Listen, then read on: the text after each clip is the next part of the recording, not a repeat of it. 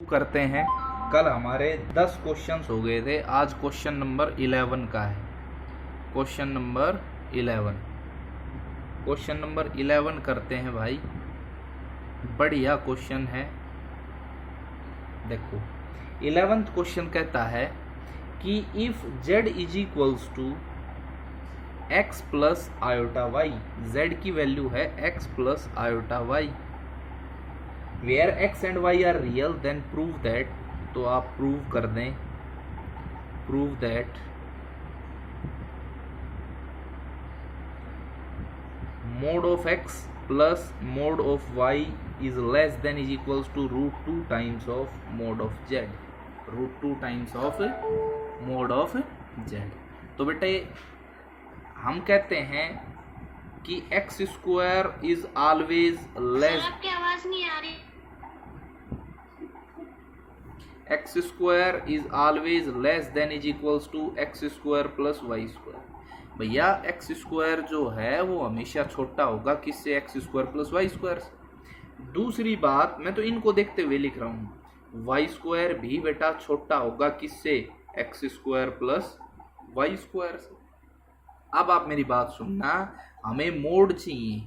Modulus क्या होता है? किसी भी नंबर का पॉजिटिव स्क्वायर रूट। बेटा जब आप इसका स्क्वायर रूट लेंगे तो ये स्क्वायर से स्क्वायर कैंसिल हो गया और हमारे पास क्या आ गया? Mod of x. क्या आ गया बेटा? Mod of x less than is equals to square root of x square plus y square. इसी प्रकार से इसका भी हमने मोड ले लिया, तो यहाँ mod of y less than is equals to x square plus y square का स्क्वायर रूट। ठीक है बेटा। फिर हमने क्या किया? इन दोनों टर्म्स को हमने ऐड कर दिया। जब दोनों को ऐड करेंगे तो mod of x plus mod of y, तो इनको जब जोड़ेंगे तो ये हमारा आएगा less than is equals to 2 times of square root of x square plus y square. और अगर मैं आपसे यहाँ से मॉडुलस ऑफ जेड की वैल्यू पूछता हूँ तो मॉडुलस ऑफ जेड की value under root x square plus y square बनता है। तो ये वैल्यू किसकी होगी? Mod of x plus mod of y less than is equals to 2 times of mod of z. Hence proved. यही हमने भाई प्रूव करना है। ये हमारा क्वेश्चन था। क्वेश्चन नंबर 12 पे चलते हैं। 12 का क्वेश्चन है बेटा। 12 का क्वेश्चन देखते हैं। If two complex number Z1 and Z2 are such that, दो कॉम्प्लेक्स नंबर है, एक Z1 है, तो हमने Z1 को मान लिया बेटा A1 प्लस आयोटा B1 और Z2 कॉम्प्लेक्स नंबर को हमने मान लिया है A2 प्लस आयोटा B2। क्या मान लिया? A2 plus iota B2। अब वो कहता है कि हमारे पास मॉडुलस ऑफ Z1 की वैल्यू मॉडुलस ऑफ Z2 के बराबर गिवन है। ये वैल्यू हमारे पास दे रखी है कि mod of Z1 is equals to mod of Z2। Is it necessary that Z1 is equal to Z2? क्या ये जरूरी है कि Z1 की वैल्यू Z2 के हमेशा बराबर आएगी? तो अभी देखते हैं बेटा। तो जो चीज हमें क्वेश्चन में दे रखी है उसको लेके चलते हैं। अगर आपसे मॉडुलस ऑफ Z1 पूछूं मैं तो आप कहोगे जी लिखो A1 का स्क्वायर प्लस B1 का स्क्वायर और उसका स्क्वायर रूट। अगर मैं कहूं भाई Z2 का मॉडुलस बताओ तो आप सारे बच्चे कहोगे जी A2 का स्क्वायर प्लस B2 का स्क्वायर और उसका स्क्वायर रूट। अब आप इस कंडीशन में जब पुट करते हैं तो मॉडुलस की वैल्यू तो A1 का स्क्वायर प्लस B1 का स्क्वायर और इज इक्वल्स टू A2 का स्क्वायर प्लस B2 का स्क्वायर और इसका स्क्वायर रूट। अब मैंने क्या किया बेटा? स्क्वायरिंग ऑन बोथ साइड कर दिया। Squaring on both sides. जब हम दोनों तरफ स्क्वायरिंग करते हैं तो यहाँ से स्क्वायर रूट कैंसिल हो गया, तो A1 का स्क्वायर प्लस B1 का square is equals to A2 का स्क्वायर प्लस B2 का स्क्वायर। ठीक है बेटा। अब A को साथ लिख लें, A1 का स्क्वायर माइनस A2 का स्क्वायर प्लस B1 का स्क्वायर प्लस B2 का माइनस B2 का स्क्वायर और इज इक्वल्स टू कितना? 0। इसको मैं लिख सकता हूँ A1 minus A2 into A1 plus A2। इसी प्रकार से बेटा इसको लिख सकता हूँ B1 माइनस B2 इंटू में B1 प्लस B2। अब इन सभी को जब मैं 0 से इक्वेट करता हूँ तो यहाँ तो मेरा A1 is equals to A2 आता है एक बार, और एक बार आता है A1 is equals to minus का A2। इसको इक्वेट करता हूँ तो B1 is equals to B2 आता है और यहाँ से B1 is equals to minus का B2। ये वैल्यूज आने के बाद मैं Z1 देखता हूँ बेटा कि Z1 की वैल्यू अगर मैं a1 का मान a2 लूं तो क्या बनेगा a2, और b1 का मान b2 लूं तो आयोटा b2। तो यहां से तो z1 बराबर z2 आ गया, लेकिन अगर मैं a1 की वैल्यू -a2 लेता हूं तो z1 इज इक्वल्स टू क्या बनेगा बेटा -a2, और b1 की वैल्यू -b2 लेता हूं तो यहां से तो क्या आएगा z1 बराबर -z2। लेकिन ये तो पॉसिबल नहीं है कि एक बार z1 z2 के बराबर आए और एक बार z1 किसके बराबर आए -z2 के बराबर। तो आप कहेंगे it is not necessary, it is not necessary that z1 is equals to z2। तो भाई ये क्वेश्चन था, इसको मैं फिर दोबारा एक बार रिपीट करता हूँ। हमारे पास z1 और z2 दो कॉम्प्लेक्स नंबर हैं। z1 की वैल्यू दे रखी है a1 प्लस आयोटा b1, और z2 की वैल्यू दे रखी है a2 प्लस आयोटा b2, और वो कहता है कि mod of z1 is equals to mod of z2। तो हमने z1 का मॉडुलस निकाला तो कितना आया, रियल पार्ट का स्क्वायर प्लस इमेजिनरी पार्ट का स्क्वायर। इसी प्रकार से z2 का निकाल लिया मैंने, दोनों वैल्यूज यहाँ सब्स्टिट्यूट की, स्क्वायरिंग ऑन बोथ साइड किया, तो यहाँ से मेरी ये कंडीशन निकल के आई। एक बार तो z1 z2 के बराबर आता है और एक बार z1 किसके बराबर आता है -z2 के। तो हम कह सकते हैं it is not necessary that z1 is equals to z2। Exercise बेटा, नेक्स्ट एक्सरसाइज आती है हमारी जिसको हम बोलते हैं modulus amplitude form, modulus amplitude form, या उसको बोलते हैं बेटा पोलर फॉर्म। क्या बोलते हैं बेटा, पोलर फॉर्म। और वो हमारी क्या होती है, वो होती है z is equals to r into cos theta plus iota sine. ये हमारी मॉडुलस एम्पलीट्यूड फॉर्म है, जो क्या होती है z is equals to r into cos theta plus iota sine theta. यहाँ बेटा जो r है, r हमारा मॉडुलस है, r क्या है हमारा मॉडुलस है, और ये जो थीटा है, थीटा इसको हम एम्पलीट्यूड बोलते हैं। क्या बोलते हैं बेटा, एम्पलीट्यूड। एम्पलीट्यूड बोल लो या बेटा आर्ग्यूमेंट बोल लो। क्या बोल लो बेटा, आर्ग्यूमेंट। क्या बोलते हैं बेटा, आर हमारा मॉडुलस है और थीटा हमारा एम्पलीट्यूड है, या ये इसकी क्या है, आर्ग्यूमेंट है। दूसरी बात इसकी सबसे मोस्ट इंपॉर्टेंट जो आपने याद रखना है कि हमारा जो एम्पलीट्यूड है वो always lies between -π to positive pi. हमारा आर्ग्यूमेंट या हमारी जो एम्पलीट्यूड है वो -180 से +180 के बीच में लाई करेगी हमेशा। दूसरी बात आपने इसमें ध्यान रखनी है, कभी आपकी आर्ग्यूमेंट की वैल्यू पाई से बड़ी चली जाए, कभी आपका आर्ग्यूमेंट 180 डिग्री से बड़ा चला जाए, तो आप उस आर्ग्यूमेंट में से 2π को सब्ट्रैक्ट कर दें। किसको सब्ट्रैक्ट कर दें बेटा, 2π को माइनस कर दें। अगर आपकी आर्ग्यूमेंट की वैल्यू 180 डिग्री से बड़ी चली जाती है तो आप आर्ग्यूमेंट में से 2π को सब्ट्रैक्ट कर देंगे। तो ये बातें आपने ध्यान रखनी है। इन्हीं के ऊपर आज मैं आपको कम से कम 3-4 क्वेश्चन करवाऊंगा और भाई 2 दिन में अपनी एक्सरसाइज फिनिश हो जाएगी। ठीक है, पहला क्वेश्चन हम देखते हैं। पहला क्वेश्चन है, कहता है find the modulus and principal argument of the following complex number and express them in the modulus amplitude form. बेटा उसने 3 चीज पूछी, कहता है मॉडुलस निकालो, एम्पलीट्यूड निकालो और मॉडुलस एम्पलीट्यूड फॉर्म में भी लिखें। तो हमने आपको सारी चीजें क्लियर कर दी हैं। पहला क्वेश्चन देखते हैं। पहला क्वेश्चन है 1 प्लस स्क्वायर रूट ऑफ -3। इसका मॉडुलस निकालें, एम्पलीट्यूड निकालें और इसकी मॉडुलस एम्पलीट्यूड फॉर्म। तो बेटा मैं इसको लिख सकता हूं 1 plus square root of 3 iota, जो कि मॉडुलस एम्पलीट्यूड फॉर्म के इक्वल लिखोगे r into cos theta plus iota sine theta. भैया जब मॉडुलस एम्पलीट्यूड फॉर्म में लिखना है तो हमने बताया था z की कोई कॉम्प्लेक्स नंबर इसके बराबर होगा r कोस theta plus iota sine theta. तो ये हमारा z, ये हमने इक्वल लिख लिया है। इससे नेक्स्ट स्टेप कहता है compare real and imaginary parts, compare real and imaginary parts on both sides. आप दोनों तरफ रियल और इमेजिनरी पार्ट्स को कंपेयर कर दें। बेटा रियल पार्ट वो पार्ट होता है जिसके साथ आयोटा नहीं होता और इमेजिनरी पार्ट वो पार्ट होता है जिसके साथ आयोटा होता है। अगर मैं इधर आपसे रियल पार्ट पूछूं तो इस आर के अंदर गुणा हो जाएगी, आप कहोगे रियल पार्ट आएगा सर आर कोस थीटा। कितना आएगा इधर real part r cos theta, और इधर रियल पार्ट क्या है 1। इसको आप इक्वेशन नंबर 1 नाम देते हैं। अगर मैं कहूं अब आप इमेजिनरी पार्ट को कंपेयर करें तो आप कहोगे जी r sine theta imaginary part है क्योंकि इसके साथ आयोटा है। तो आर साइन थीटा की वैल्यू मेरे पास आ गई बेटा √3, जिसको हम इक्वेशन नंबर 2 नाम देते हैं। हमें थीटा को हटाना है, मॉडुलस निकालना है। तो आप लोगों ने 10th में आइडेंटिटी पढ़ी थी, sign square theta plus cos square theta 1 होता है, इसलिए मैं इन दोनों इक्वेशंस की स्क्वायरिंग एंड एडिंग कर दूंगा।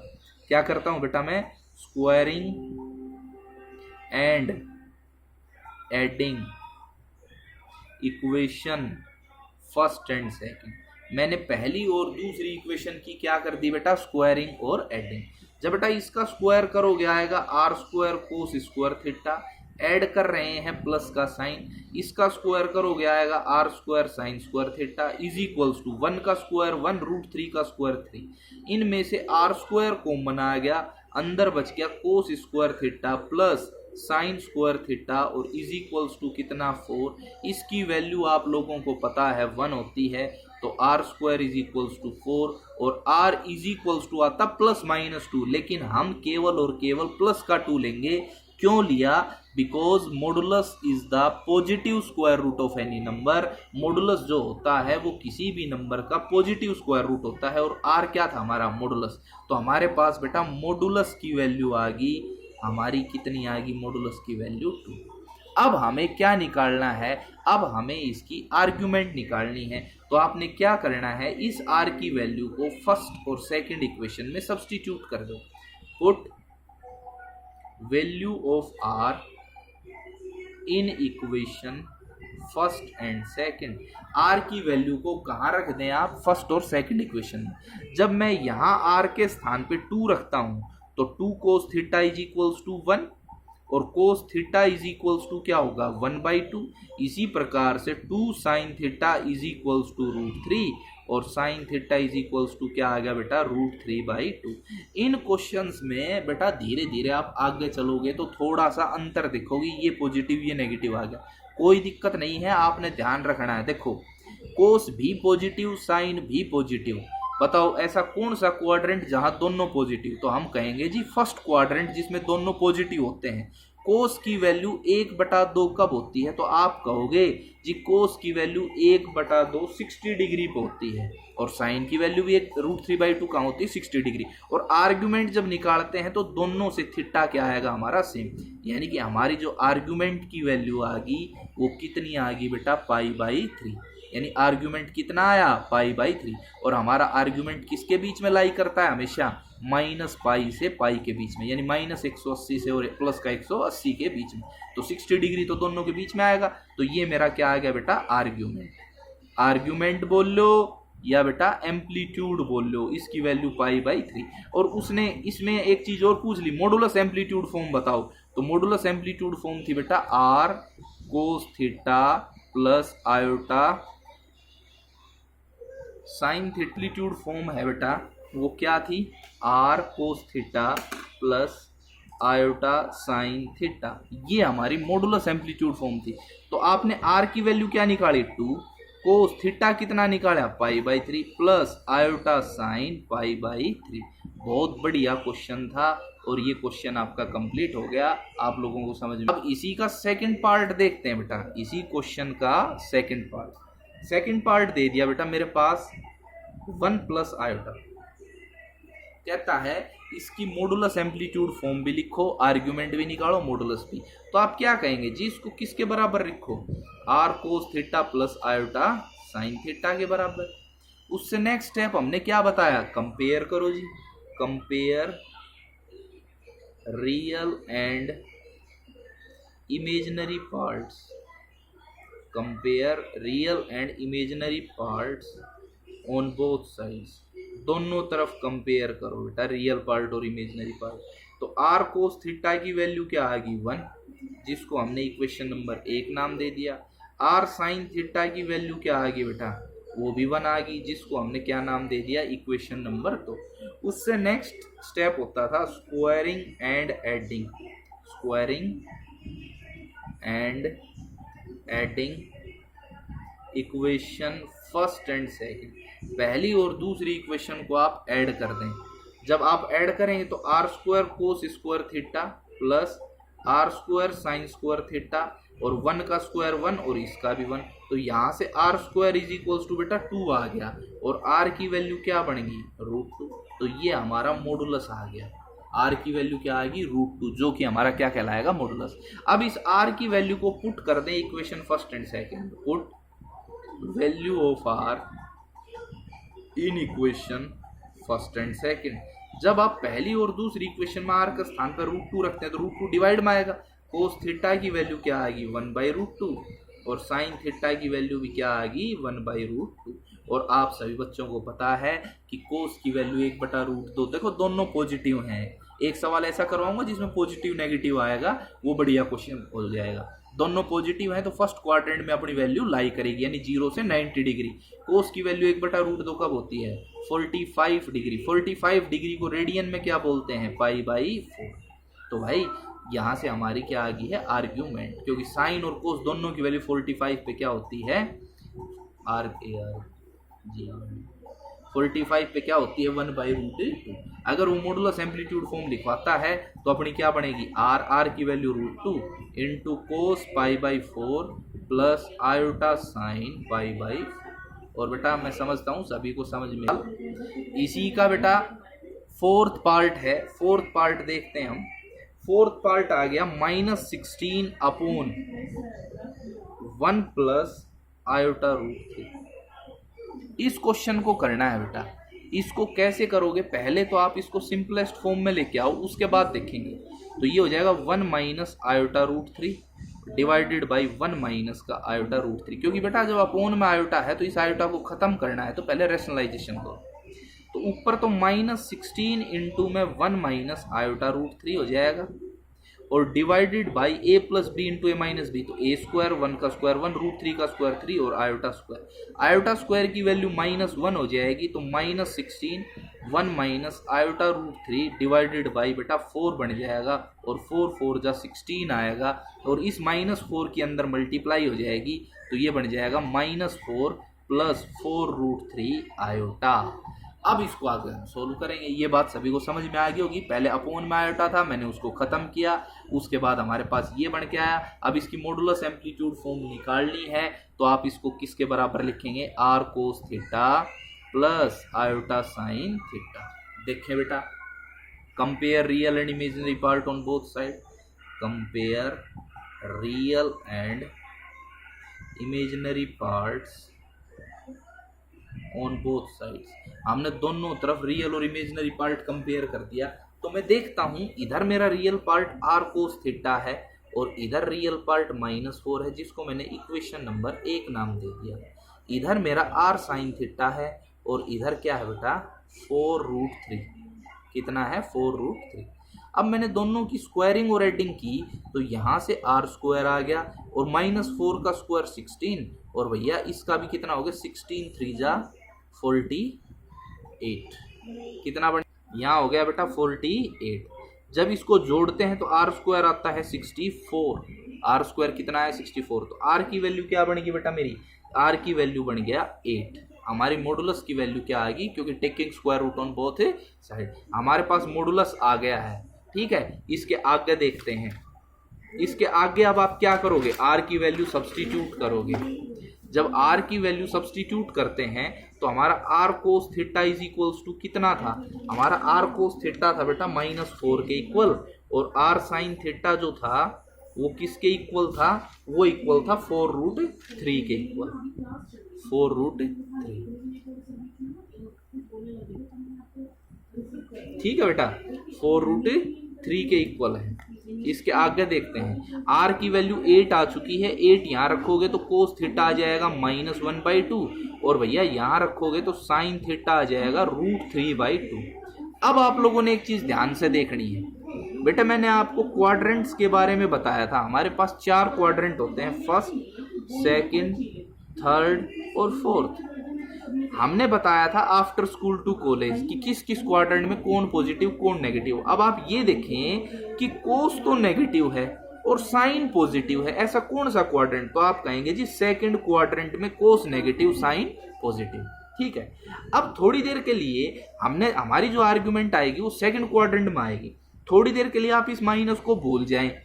भैया ये देखें कोस की वैल्यू 1/2 कब होती है? तो आप कहेंगे जी कोस की वैल्यू 1/2 है ना 60 डिग्री पे होती है। किस पे होती है? 60 पे।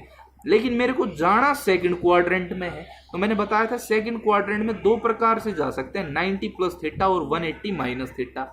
हमने ये बताया था कि आप 90 का यूज ना करें क्योंकि वहां हमारा ट्रिग्नोमेट्रिक रेशियो बदल जाता है, तो आप 180 का यूज करें। 180 में से ये जो वैल्यू आई ये माइनस कर दे, वो आपकी आर्ग्यूमेंट कहलाएगी। जब 180 में से आप 60 डिग्री माइनस करोगे तो आपका आएगा 120 डिग्री। कितना आएगा? 120 डिग्री। अगर मैं इसको रेडियन में बदलना चाहूँ तो पाई अपॉन 180 से मल्टीप्लाई कर दूं। किससे मल्टीप्लाई कर दूं? Pi upon 180। ये 0, ये 2 पे और ये 3 पे, यानी 120 डिग्री को हम 2π/3 बोलेंगे। तो इसकी जो आर्ग्यूमेंट आई वो बेटा 2π/3 आई। कितनी आई आर्ग्यूमेंट?